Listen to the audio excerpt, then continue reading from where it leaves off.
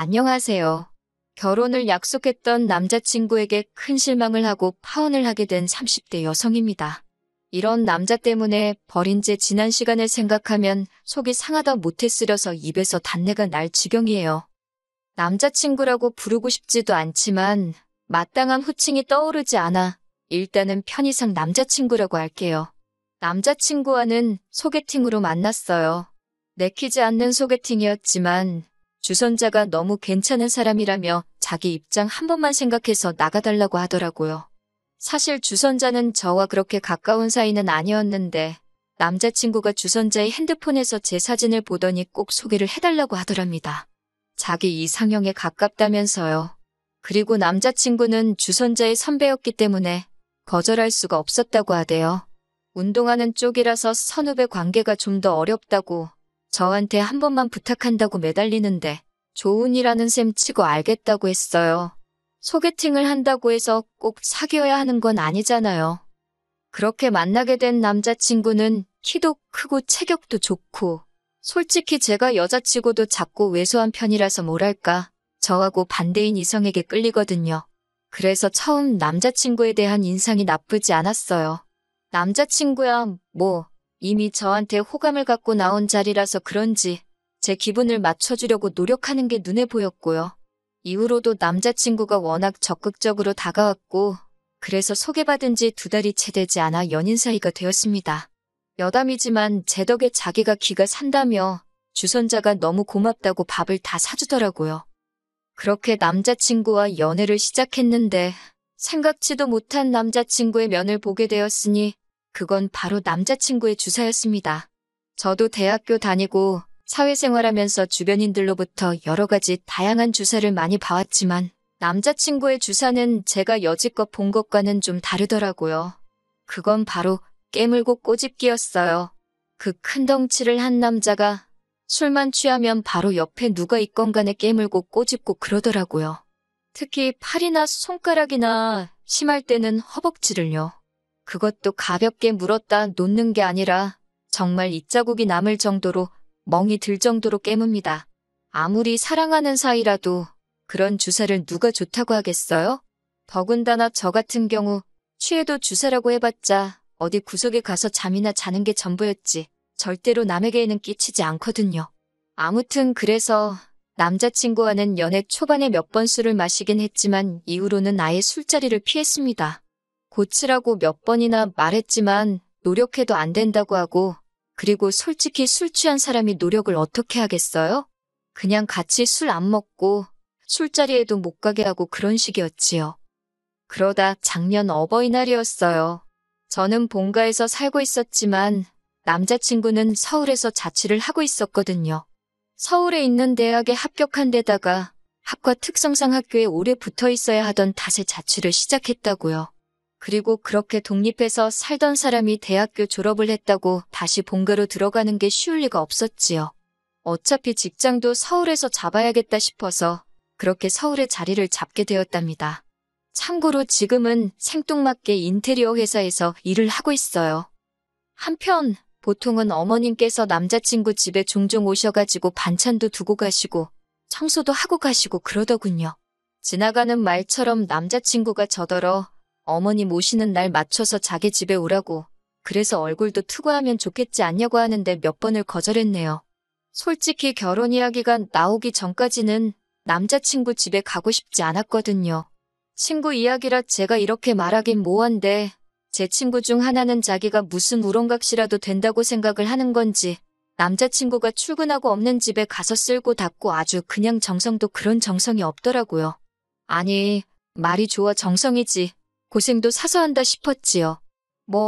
제가 나설 자리는 아니라서 적당히 하라고 한마디 하고 말았지만요. 그러다 작년 봄 처음 결혼 이야기가 나왔습니다. 그리고는 얼마 지나지 않아 어버이날이 다가오니 남자친구가 이번엔 같이 인사드리러 가자고 하더라고요. 프로포즈까지 승낙한 마당에 안 간다고 하는 것도 좀 말이 안 되는 것 같아서 그래서 내려갔어요. 서울에서 차로 2시간쯤 거리더라고요. 제가 원래 참을미가 심하기도 하고 긴장도 돼서 그런지 가는 내내 속이 좋질 않았습니다. 그렇게 도착한 남자친구의 집은 평범한 가정집이었어요. 남자친구가 이제 보니 아버님을 꼭 빼다 닮았구나 싶을 만큼 아버님도 체격이 좋으시더라고요. 어머님은 아들이라면 껌뻑 넘어가는 분이셨고요. 남자친구 집 근처 맛집에서 회를 사서 갔는데 아버님이 이 좋은 날 술이 빠질 수 있겠냐며 어디선가 소주 몇 병을 가지고 나오셨습니다. 저는 속이 좋질 않아서 술은 마시고 싶지 않았는데 어른이 주시는 잔이라 거절하기가 어려웠네요. 반면에 남자친구는 자기 부모님이라 그런지 거침없이 들이키더라고요. 그러더니 그 주사가 어디 가나요? 옆에 앉아있는 저를 깨물고 꼬집고 난리가 났습니다. 그런데 어머님도 아버님도 말리기는커녕 괴로워하는 제 반응을 재밌어 하시더라고요. 어이가 없어서 저도 술도 꽤나 취했겠다. 에라 모르겠다. 너도 당해보라는 생각으로 남자친구가 저에게 한 것처럼 남자친구 팔을 꽉 깨물었습니다. 그랬더니 남자친구가 악소리를 질렀고 그제서야 어머님께서 저더러 그래도 그렇지. 그렇게 사람을 세게 깨물면 어떡하냐고 신경질적으로 한마디 하시더라고요. 제 팔이 무슨 개뼈다귀 마냥 남자친구한테 물리고 있을 때는 귀엽다 웃기다 하시던 분이 너무 짜증이 나서 이번엔 식탁 밑으로 남자친구 발을 꾹 밟았어요. 그러자 남자친구도 취기가 올라서 그런지 그걸 참지를 않고는 저한테 야하고 소리를 지르더라고요. 그래서 왜 하고 저도 받아쳤습니다. 그리고는 어머님 아버님께 저는 속이 너무 안 좋아서 좀 쉬어야겠다 하곤 남자친구가 본가에서 지낼 때 쓴다는 방에 들어가서 자버렸어요. 솔직히 지금 생각해보면 저도 제가 무슨 정신으로 그랬는지 잘 모르겠습니다. 그렇게 몇 시간이나 잤을까요? 남자친구가 이제 집에 가자며 저를 깨우더라고요. 근데 남자친구가 아직 술이 다 깬 것 같지가 않았어요. 저도 마찬가지였고요. 그래서 대리 불러서 가자고 했더니 남자친구가 자기 술 다 깼는데 저더러 과민 반응이랍니다. 다행히 이때는 어머님께서 그러지 말고 제 말대로 대리 불러서 가라고 해주셨어요. 그래서 대리 불러서 왔는데 농담이 아니고 대리비만 거의 20만 원 가까이 나왔습니다. 돈이 아깝기는 했지만 누굴 탓하겠어요. 그래도 어머님 아버님 댁에서 자고 오자고 안 하는 게 어디냐 그렇게 생각했습니다.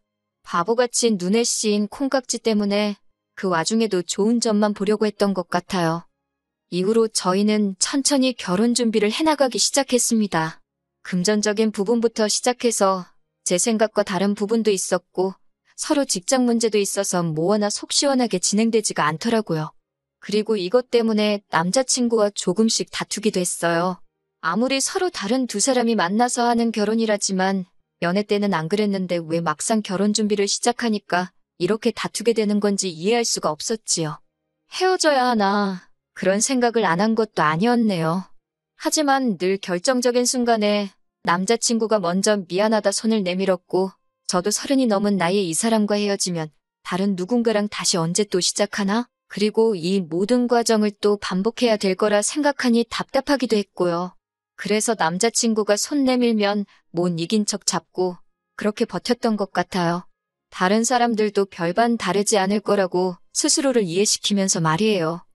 한편 그러다 지난 늦은 가을에 저희 어머니가 큰 사고를 당하셨어요. 원래도 무릎이 안 좋으신데 계단에서 넘어지시면서 그대로 고꾸라지셔가지고 무릎이 완전히 나가서 수술하고 철심을 박으셨지요. 그뿐만이 아니라 어깨도 심하게 골절이 되었고요. 병원에도 꽤 오래 입원해 계셨습니다. 그런데 남자친구가 한 번도 얼굴을 안 비추더라고요. 저는 내심 자진해서 남자친구가 먼저 언제 뵈러 가도 될 거냐, 건강은 좀 어떠시냐 하고 물어봐 주길 바랬는데 하다못해 틀에 박힌 안부 인사는 고사하고 저희 어머니가 입원을 하신 바람에 결혼 준비가 좀 늦어지는 것 같다고 서운해하더라고요. 그런 사람한테 병문안 이야기를 하기가 어찌나 구차하게 느껴지던지. 그리고 돌이켜 생각해보면 이로 인해 남자친구를 향한 제 마음이 조금씩 달라지고 있었던 것 같아요. 다만 여러 가지로 신경 쓸 일이 많다 보니 남자친구에 대한 마음을 가지고 고민할 여력조차 없었다고 할까요? 그런데 안 좋은 일은 왜 한 번에 연달아 터지는 건지 모르겠습니다. 저희 어머니가 퇴원을 하시고 얼마 되지 않았던 때였습니다. 생각지도 못한 충격적인 이야기를 듣게 되었어요. 그건 바로 남자친구의 어머님께서 간암 판정을 받으셨다고요. 너무 늦게 검사를 받으신 탓에 간암인 걸 알게 되기는 했지만 손도 써볼 수 없을 만큼 늦은 상태였답니다. 의사 말로는 길면 3-4달은 버틸 수 있을 거라길래 그때부터 남자친구와 저도 결혼식 준비에 박차를 가했어요. 집이고 혼수고 그런 건 나중에 해도 된다. 일단 식부터 빨리 올리자며. 그런데 솔직히 털어놓자면 저는 마음이 불편했어요. 저도 여자고 결혼에 대한 저 나름대로의 기대치라던가 그런 게 있었으니까요. 그래서 갑자기 번갯불에 콩고 먹듯 준비에 박차를 가하는 게 내키지 않았네요. 하지만 동시에 비록 한 번밖에 뵌 적 없는 어머님이셨지만 마음이 쓰이더라고요. 복잡한 심정이었네요. 하지만 어머님께서는 1달도 채 버티지 못하고 세상을 떠나셨습니다. 1달은 마음의 준비를 하기에도 부족한 시간이었고 남자친구에게는 어쨌든 갑작스러운 일이었지요. 그렇게 어머님 장례식장에 저는 당연히 갔습니다. 회사에 휴가를 냈고 그렇게 3일 내내 남자친구 옆을 지키며 조문객을 맞았어요. 비록 결혼은 하지 않았지만 그게 마땅히 제 할 도리라고 생각했습니다. 저희 부모님께서도 안타까워하시며 부의금으로 50만 원 보내셨고요. 그렇게 장례식이 끝나고 한 일주일쯤 지났을 때였어요. 결혼 이야기는 다시 올스탑이 된 상황이었고요. 그런 와중에 하루는 늦은 밤이었는데 밖에서 고래고래 누군가 제 이름을 부르는 것 같더라고요. 그래서 내다보니 세상에 한눈에 봐도 남자친구가 고주망태가 되어서는 아파트 단지 내에서 그렇게 시끄럽게 저를 찾고 있는 게 아니겠어요? 제가 놀라서 뛰어내려갔습니다. 그랬더니 남자친구가 제 어깨를 딱 잡고서는 저더러 한다는 소리가 저희 부모님 후회할 거랍니다. 자기가 저랑 결혼하면 저희 부모님한테 어떻게 하는지 한번 두고 보래요. 저는 이게 무슨 소린가 제 귀를 의심했지요. 무슨 소리를 하는 거냐고 정신 차리라니까 어떻게 어머님 장례식에 저희 부모님이 안 오실 수가 있냐고 그래요. 하지만 저희 어머니는 수술로 인해 여전히 혼자 거동이 어려우신 상황이었고 아버지께서는 직장에 나가셔야 했으니 당연한 거 아닌가요? 그리고 저희 어머니가 아프셨을 때 안부 한번 제대로 묻지 않았고 전화 한번 드린 적 없으면서 어쩜 이렇게 사람이 뻔뻔한가 싶더라고요. 그래서 제가 지금 그게 네가 할 소리냐고 물었어요. 100번 양보해서 우리 부모님이 안 가서 네가 서운하다고 쳐도 뭐 나랑 결혼하면 우리 부모님한테 뭐 어쩔 거냐고 그게 지금 협박이냐고 따졌지요. 무서워서 너랑 결혼하겠냐고 헛소리 짓거리는 거 보니 너랑 결혼 못하겠다고 헤어지자 했습니다. 사실 그때만 하더라도 반은 진심, 반은 홧김에 내뱉은 말이었어요. 그런데 제가 헤어지자고 하니까 순간 남자친구 눈빛이 살기를 보였다고 할까요? 순식간에 제 손목을 낚아채고 안 놔주는데 이대로 물어뜯거나 비틀어버릴 것 같아서 소름이 확 끼치더라고요. 그래서 저도 모르게 아빠 하고 소리를 꽤 질렀습니다. 그리고 그때 생각지도 못한 일이 벌어졌어요. 저희 동뿐만 아니라 옆동과 앞동 아파트에서 몇몇 아저씨들이 뛰쳐나오셨거든요. 아마도 딸 있는 아버지들이 순간 내 딸이 소리를 질렀나 싶어서 반사적으로 튀어나오신 것 같았지요. 그리고 그 안에는 저희 아버지도 계셨습니다. 저희 아버지를 포함해 순식간에 모여든 중년의 아저씨들이 남자친구가 제 손목을 비틀다시피 잡아챈 걸 보고는 남자가 여자한테 뭐 하는 짓이냐며 당장 놔주라고 호통을 치기 시작하셨어요. 특히나 저희 아버지는 몸도 약소하신데 그럼에도 불구하고 당장이라도 남자친구를 때려눕히실 기세로 달려드셨지요. 그래도 다행히 아버지뿐만 아니라 주변 아저씨들까지 있으니 남자친구도 그 기세에 눌렸는지 더는 난리를 치지 않고 순순히 제 손을 놔주고는 슬금슬금 꽁무니를 내빼더라고요. 상황이 어느 정도 진정이 되고 나서야 아버지께서 경비 아저씨께 남자친구의 사진을 보여주며 상황 설명을 하셨어요. 아파트에 출입하지 못하게 막아달라고 부탁을 드렸지요. 그리고는 곧이어 아버지와 제가 자리에 계셨던 분들께 죄송하고 감사하다는 인사를 드렸습니다. 그러자 다들 저더러 조심하라고 한마디씩 해주시더라고요. 요새 제정신 아닌 인간들이 많다면서요. 다음 날 남자친구에게 미친 듯이 전화가 오기 시작했습니다. 문자도 오고 음성 메시지도 남겼더군요. 그냥 지워버리려다 확인해보니 혼자서 전화기에 대고 울고 화내고 아주 원맨쇼가 따로 없대요. 뭐 내용이야 다 자기가 술 취해서 그런 거다. 서운해서 그랬다. 말이 헛나왔다. 전혀 와닿지 않는 변명일색이었습니다. 미안하단 말도 성의가 없이 들렸고요. 처음엔 그냥 무시할까 하다가 그러다 또 아파트로 찾아오고 할까 싶어서 결국 만나서 깔끔하게 정리를 하는 쪽으로 마음을 정했어요. 약간의 불안한 마음에 약속 장소는 경찰서 근처 카페로 정했지요. 그리고는 절 보고는 아무 일도 없던 척하며 실실 웃는 그 기분 나쁜 얼굴에 담담하게 헤어지자 했네요.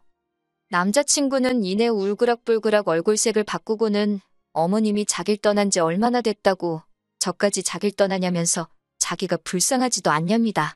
그러면서 이렇게 자기한테 상처 주면 돌아가신 어머님이 절 가만둘 것 같냐고 그래요. 그런 말 한마디 한마디에 그나마 남아있던 정까지 뚝뚝 떨어지더군요. 그리고 결국은 헤어졌습니다. 이후로 제 휴대폰 번호도 바꿨고 출퇴근 시간에는 동료랑 카풀을 하거나 아니면 아버지와 동행을 하고 있지요. 지난번 사건으로 아파트 경비 아저씨도 외부인 출입에 촉각을 세워주고 계시고요. 그리고 그날 자리에 계셨던 아저씨들이 오며 가며 아는 체를 해주시는데 그게 꽤나 의지가 됩니다. 솔직히 말하자면 힘든 시간도 있었지만 좋았던 기억도 많았기에 이별을 했다고 해서 후련하기만 한 건 아니더군요. 하지만 마지막에 보여준 그의 못난 모습, 불쾌한 행동, 악의가 가득한 표정들이 금세 그 좋았던 기억도 잊게 해줄 것 같아요.